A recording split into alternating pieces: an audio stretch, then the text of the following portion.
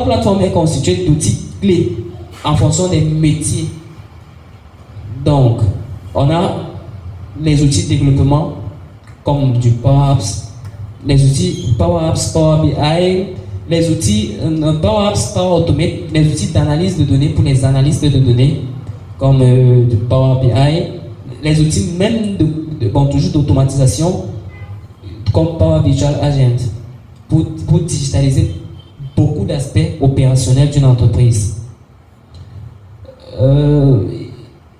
Donc, on a des fonctionnalités majeures. Donc, si ce que j'ai dit, ça vous a perdu jusqu'ici, par rapport à la Power Platform, vous devez juste retenir ces 6 points. Le premier, qui est la création des applications personnalisées dans l'environnement Microsoft 365. Le deuxième, l'automatisation des processus. Le troisième point, la visualisation avancée des données, du big data. Le quatrième point, la création des robots conversationnels. Et le cinquième, qui est l'intégration de l'intelligence artificielle dans nos processus d'entreprise avec iBuilder. Là, j'ai pris le cas très simple avec iBuilder, mais ça peut aller des cas très simples à des cas complexes, comme l'analyse des sentiments.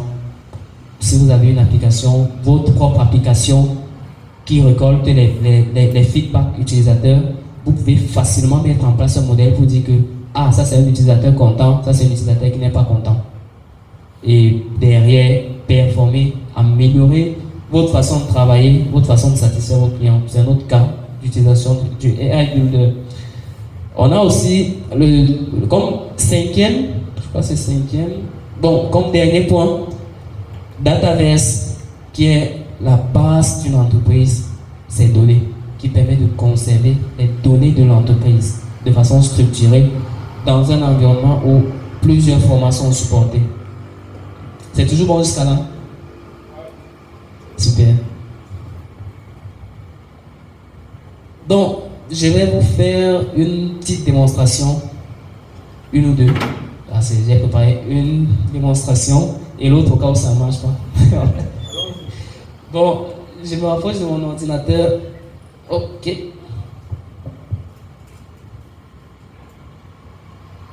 Oh, je vous présente la première démonstration qui sera faite.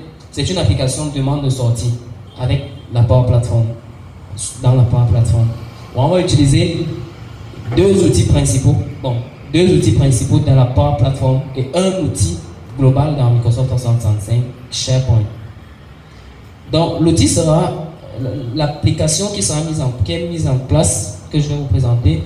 C'est une application de demande de sortie très basique, très rapide, où on a premièrement mis en place une liste SharePoint.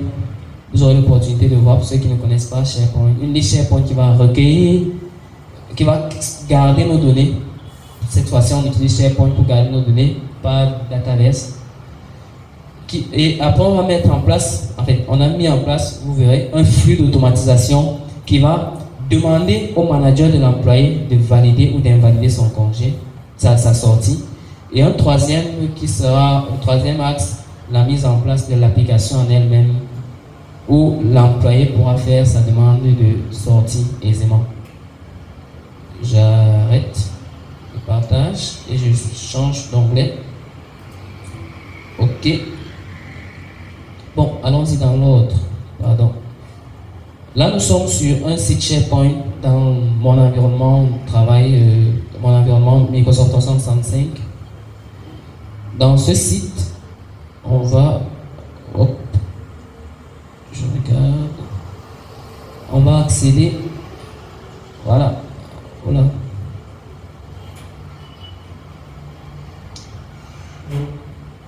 je cherche mes listes.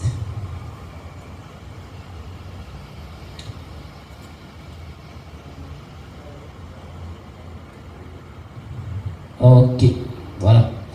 Donc, vous avez remarqué, on est là sur du SharePoint. Vous avez vu l'interface, ça fait un peu comme un site web aisé, facile d'utiliser, qui présente l'entreprise et les données qui sont stockées dans ce site. Un site, c'est comme une équipe.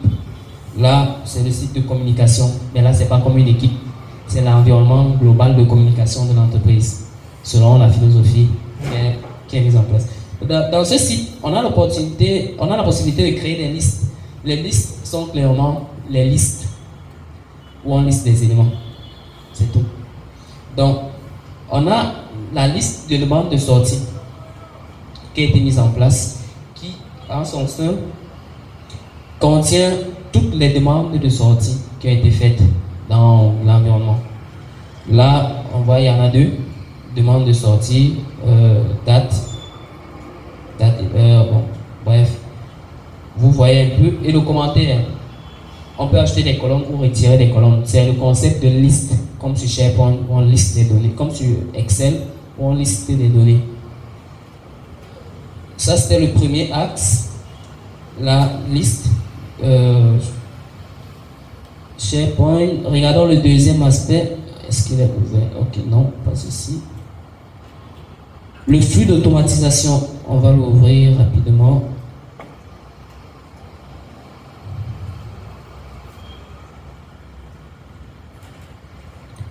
Ok, donc là je suis sur mon tenant, évidemment. Vous voyez la liste d'applications qui sont disponibles dans mon pack. Je cherche ce Power Automate.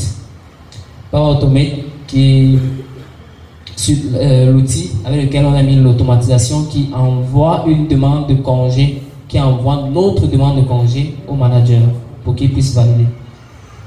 Ok, je trouve le flux d'automatisation.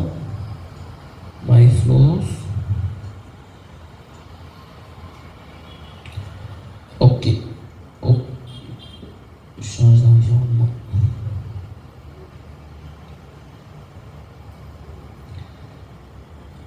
Jusqu'à la technique, ça va.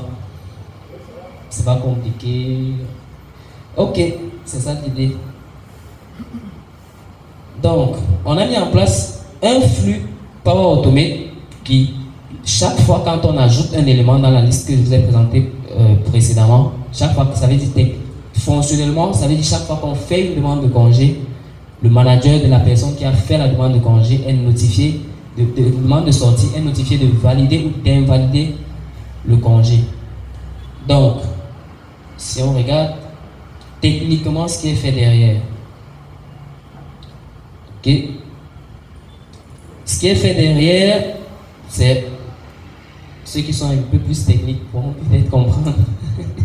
Là, on a l'événement déclencheur. Qu'est-ce qui déclenche le flux? Qu'est-ce qui déclenche notre automatisation?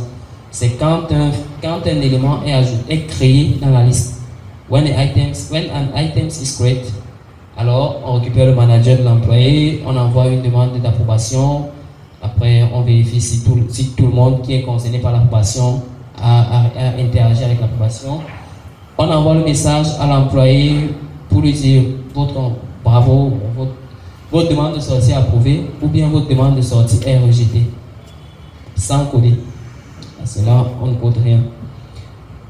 Maintenant, le troisième aspect, est-ce que les utilisateurs voient beaucoup plus l'application?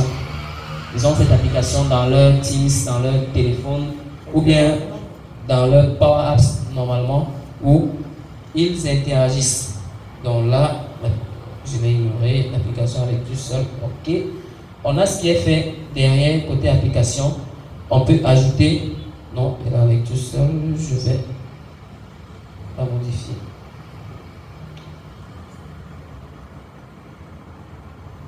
Ah, apparemment c'est ouvert déjà dans une autre session. Donc je ne vais pas m'attarder vraiment dessus, mais je voulais vous montrer en fait ce qui est fait derrière, c'est presque du drag and drop pour les cas basiques. On veut une boîte, une text box, interface dans laquelle on va entrer le titre du congé, on va la mettre, glisser, déposer sur le canevas. Le résultat donne ceci, une application de demande de sortie qui est disponible là dans le Power Apps version en ligne. Je peux l'avoir aussi dans mon téléphone étant connecté à Power Apps mobile, parce que vous remarquez, l'interface c'est une interface d'application mobile basique. Donc j'ai cette application aussi dans mon téléphone où je peux interagir. Ok, voilà. Elle est là aussi simultanément dans mon téléphone. Ou encore, je peux la voir dans mon Microsoft Teams, l'outil de productivité mis en avant premièrement par Microsoft. Donc là, on a deux congés qui ont été faits, les deux sorties qui ont été demandées dans notre liste SharePoint qu'on a vu tout à l'heure. Bon, je vais faire une demande de sortie. Ok, je vais faire plus pour ajouter une demande de sortie. Le titre de la demande, c'est... Ne vous fiez pas forcément à ce qui est écrit, mais oh là, Protitech.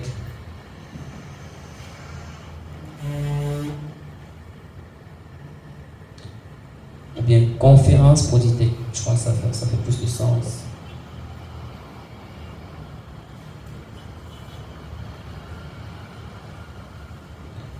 Bon, il n'y a pas d'accent, je pense que ce n'est pas très grave.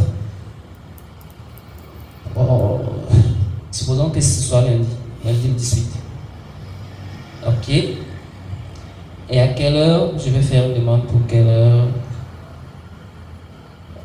11 heures. Je peux ajouter un commentaire. Juste ceci est un commentaire. Bon, je n'ajoute pas de pièces jointes parce que les pièces jointes ne sont pas forcément utilisées dans notre processus, donc ce n'est pas aussi intéressant ou important de faire, mais on peut évidemment ajouter une pièce jointe, ce qui va être ajouté dans notre SharePoint. Donc quand je vais faire la création de ma demande de congé, comme ceci, ok, on envoie maintenant 3, conférence Protitech qui est la deuxième, je peux l'ouvrir pour regarder les détails. Je vois, j'ai les détails de la conférence, le commentaire, les détails de la demande de sortie, le commentaire qui va avec. Je peux modifier ou supprimer évidemment. On peut regarder ce qui s'est passé dans SharePoint en notre absence. Ah, conférence Protitech a été créée depuis notre application dans SharePoint. Et maintenant, le manager de l'employé qui est connecté actuellement doit recevoir une notification lui disant: est-ce que vous pouvez peut-être valider en fonction de ce qu'on a configuré? Le manager de Jacobin, actuellement, c'est Protitech. Connecté sur un autre écran. Ok. Ok. Donc, le flux pourra prendre un peu de temps pour s'exécuter de façon technique derrière. Ça en fonction de l'abonnement et les configurations de sécurité qui sont faites dans Azure. On aura une notification de type approbation dans notre Microsoft Teams.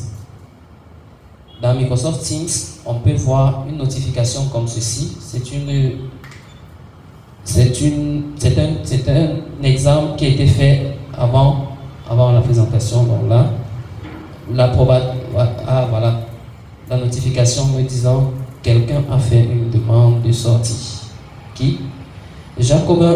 Je vois là maintenant, j'ai demande de sortie de demande de sortie de conférence Protitech. Le titre, le collaborateur qui a demandé la date. Bon, la date est affichée techniquement. Le commentaire qui va avec. Et je peux approuver ou rejeter sa demande. Et quand je vais approuver ou rejeter, il recevra une notification dans son titre qui dit votre demande a été approuvée ou rejetée. Donc là, que je suis gentil, je vais approuver. Oui, la troisième option, c'est réaffecter. C'est parce que, bon, je montre, voici déjà la notification qui me signale là que mon congé a été approuvé. Oh. Il a ouvert. Voilà. Mon congé ma sortie a été approuvée. Oui. Bon, maintenant, pour la troisième possibilité qui était réaffectée, c'est moi, je suis le manager, je ne suis pas toujours là. Et je ne veux même pas me soucier de ce que vous faites. Quand vous êtes au bureau, je me concentre sur l'essentiel. Je reçois une demande de sortie que je ne peux pas traiter, je réaffecte à un collègue, à un supérieur ou à une autre personne. Il va recevoir une autre approbation disant, un message disant d'approuver ou de désapprouver la sortie de l'employé. Donc, sur notre approbation, on peut voir, on a là le processus d'approbation qui a été fait. Là, on a approuvé par Protec, demandé par Jacobin Daniel. Si on a autant de fois qu'on aura affecté, on aura le processus suivi pour cette demande. Là, c'est un cas basique de digitalisation. On peut facilement voir là que je n'ai plus besoin d'attendre que le patron soit là pour me dire je vais sortir. Il vient par au bureau, peut-être il est malade, je ne pourrais pas te faire ma demande de sortie. Et là, il peut facilement valider ma demande de sortie sur son téléphone tant qu'il est connecté sur Internet avec Microsoft Teams. Alors, s'il n'a même pas Microsoft Teams, il reçoit un mail de notification lui disant d'approuver ou de désapprouver le congé. Donc là, c'est le premier cas d'usage, le premier cas de présentation que je vous ai fait. Très rapidement, je peux vous dire, là c'est un abonnement avec une licence E5 de Microsoft. Donc il y a tous les outils, ou presque, donc, que j'ai présenté là. Pour le deuxième cas, je vais vous inviter à être un peu plus impératif. On aura un formulaire. Oh, je ne perds pas. On aura un formulaire que je retrouve. Ok. 10 formes. Si pour ceux qui ont peut-être oublié, quand j'ai présenté Microsoft Form là en disant c'est un outil de Microsoft qui permet de créer des formulaires comme Google Form, l'équivalent de Google Form. Mais là, avec pour avantage que tout est mis dans le cloud de Microsoft. Voilà. Sur ce formulaire, c'est en quelque sorte un sondage pour avoir vos impressions sur la conférence. Donc, chaque personne qui va remplir ce formulaire, derrière sera créé un certificat de participation automatiquement. Et ce certificat sera enregistré dans OneDrive, qui est aussi un endroit de stockage de fichiers. Voilà, comme ceci. Ok. Donc, voici un peu OneDrive. OneDrive, c'est l'équivalent de Google Drive. OneDrive for Business, c'est Google Drive pour les enfants. Pour ceux qui connaissent plus Google Drive, parce que c'est plus usuel, c'est en quelque sorte de Google Drive pour entreprise, où on peut stocker tous les fichiers de l'entreprise à cet endroit, selon nos politiques. Bon, là, voilà ce que je disais. J'ai créé une liste dans SharePoint. Étant dans OneDrive, je peux avoir accès à cette liste. L'intégration est toute facile. Donc, pour ceux qui vont remplir le formulaire, vous aurez dans OneDrive un certificat de participation qui sera créé automatiquement comme ceci. Je le trouve. Ok, avec votre nom et les différentes informations qui étaient pré-remplies dessus. Le formulaire, peut-être vous l'aurez par mail plus tard. Dans certaines contraintes techniques dans cet environnement Microsoft, plus sous la sécurité, empêche l'envoi de mails externes. On ne peut recevoir que les mails dans cet environnement. Sinon, l'automatisation, vous aurez envoyé directement votre certificat sans que je n'ai intervenu, sans que aucune autre personne intervienne dans le processus. On va se concentrer seulement en parler avec vous, échanger derrière. La digitalisation, les processus font cela à notre place. Le formulaire en question, vous l'avez si vous scannez. Oh, je partage quelques instants. Si vous scannez ce lien, et là, ce sont les réponses qui sont en train d'être chargées, les différentes réponses qui ont déjà été envoyées. Voilà, on a les noms, les prénoms. En fonction des questions qui sont sur le formulaire. On a aussi des pourcentages. Vous connaissez où Microsoft 365 auparavant. 75% de personnes jusqu'à présent connaissent c'est quoi Microsoft 365 et 25 ne connaissaient pas, et ainsi de suite. On peut aller d'autres questions pour ça. Ça, c'est aussi un autre cas d'intégration de Microsoft 365 où Microsoft Form intégré à notre présentation PowerPoint automatiquement. En fonction des réponses que vous faites, on peut avoir de façon instantanée, présentement, les réponses, les résultats, en fait, des analyses sur les résultats sur vos réponses au formulaire. Voilà. On peut afficher en bas, on peut afficher en carte pour les pourcentages, visuellement, visible graphiquement. Donc, pour ceux qui sont intéressés par le formulaire, je vais l'afficher en grand. Vous pouvez scanner avec vos smartphones ou encore. Vous scannez? Ok, pas de souci. C'est aussi votre style.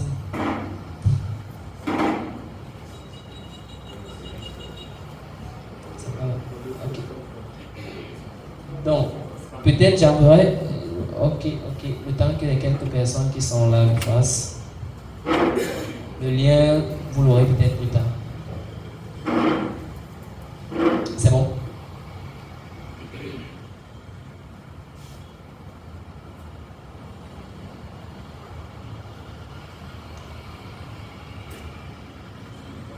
Ça ne sent pas. Les effets aussi peut-être. Mais pas grave, on pourra envoyer le lien plus tard. Voilà, c'est bien. Ok. Qu'est-ce qu'il y a à dire?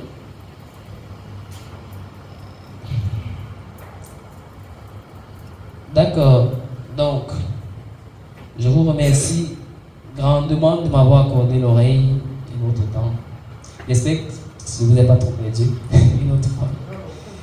J'espère aussi que vous avez compris. Donc, là, ce sont mes contacts, mon mail et ma page sur LinkedIn où je suis accessible uniquement comme réseau social. Jacobin Daniel Faucon. Merci à vous.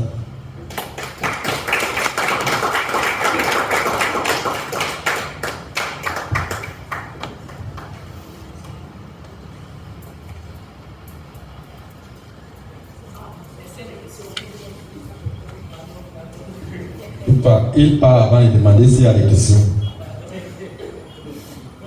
Je suppose vous avez une question. Est-ce qu'il y a des questions? Ok.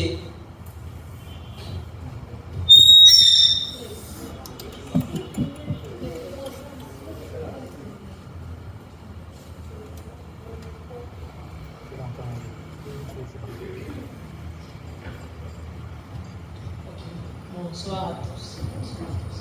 Merci Jacobin pour ta présentation, c'était très intéressant. Pendant que tu as parcouru, il y a quelques points obscurs que j'ai pu relever et que je souhaite que nous échangeons, que tu apportes de la lumière à cela concernant la partie M365. Je ne sais pas, ça n'a pas été bien illustré. Selon moi, quelle différence fondamentale tu fais entre M365 et O365? Merci. Ok, c'est mademoiselle. Je suis Jacqueline Tétessica. Bonsoir. La différence qui existe aujourd'hui entre Office 365 et Microsoft 365 est que Microsoft 365 est l'environnement général dans lequel on a, je peux peut-être, ah bon, la slide est un peu, donc c'est l'environnement général dans lequel on a tous les outils et toutes les autres applications de Microsoft, de l'abonnement. Donc c'est l'abonnement qu'on va acheter. Alors Office 365 aujourd'hui est juste le pack classique d'Office dans Microsoft 365. Word, Excel, OneDrive, PowerPoint, le pack classique de Microsoft. Donc celui avec lequel on a grandi. Vous savez comme ça. La question est répondue.